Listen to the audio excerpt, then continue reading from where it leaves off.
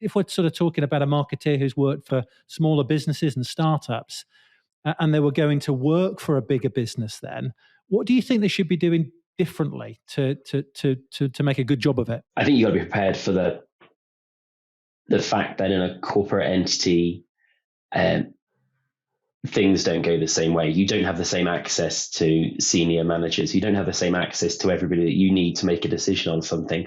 Whereas in my startup world, I could, well, back when we were all in an office, I would walk across the office and talk to our CEO, and that would take me 90 seconds or something. If I want to speak to somebody in our business, more senior person, I probably need to book a meeting 3 weeks in advance. Something like that. If I want to get a group of people together, it's much more complicated, right? We're all meeting heavy. And there is that finding something to unite people is a challenge. Be prepared for the politics, be prepared for how those things are working.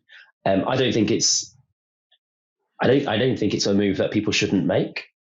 I think it's good to have those different experiences, particularly early on, I would say.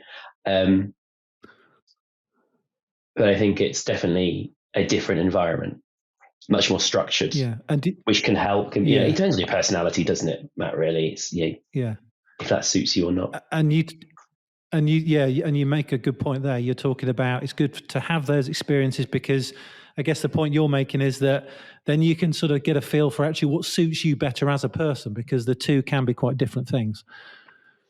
Yeah, and I think, as I said earlier, you kind of learn from both. I think this kind of entrepreneurialism, pragmatism, can-do attitude that you need in a small business can really translate into a large business and give you the edge over some other people as well. And then that kind of structure that you can bring, and that sort of critical thinking and commerciality you probably get more in a larger business, you can translate into a small. So in that kind of that move between the two, and for me, I've kind of flipped from one to the other quite successfully, I think, over the last 20 something years.